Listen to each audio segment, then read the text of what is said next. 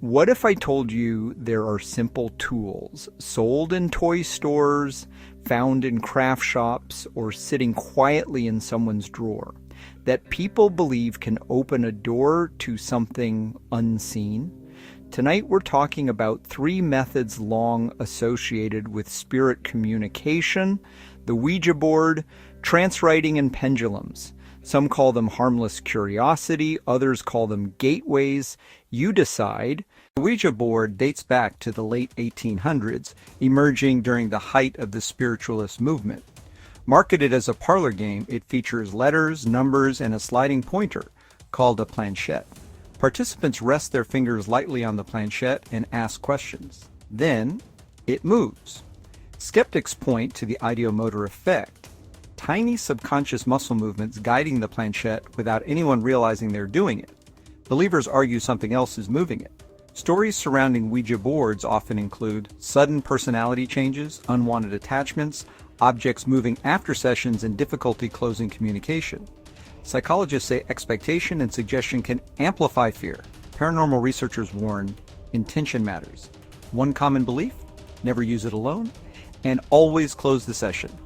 Whether psychological or supernatural, one thing is certain: people who regret using it rarely expected anything to happen.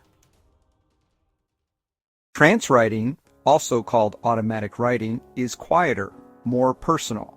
The concept is simple. A person relaxes, clears their mind, and allows their hand to move freely across paper. No conscious control, no planning, just writing.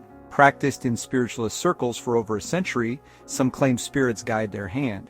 Others believe it taps into the subconscious mind. Famous artists and writers have credited automatic writing as a creative technique.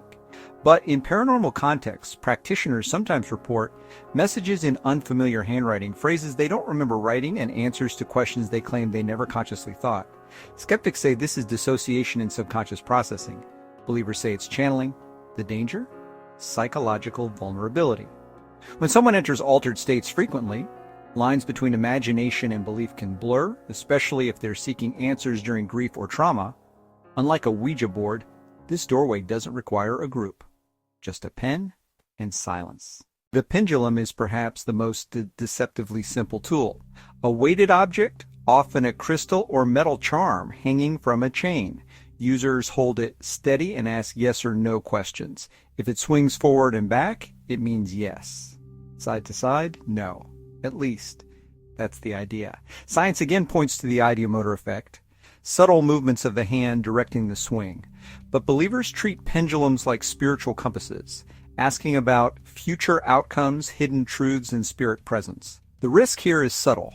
When someone begins outsourcing decisions to a swinging object, they may gradually surrender critical thinking. It becomes easy to interpret random movement as meaningful guidance. And once you believe something unseen is responding to you, every swing feels intentional.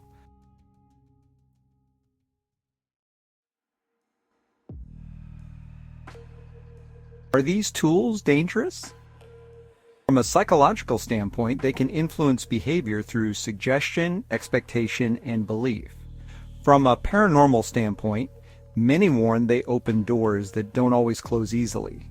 The truth, intent, mindset, and mental health matter far more than the object itself. But history shows one consistent pattern: people start using these tools looking for answers. And sometimes they get more than they asked for. Would you try one? Or is curiosity a door best left closed?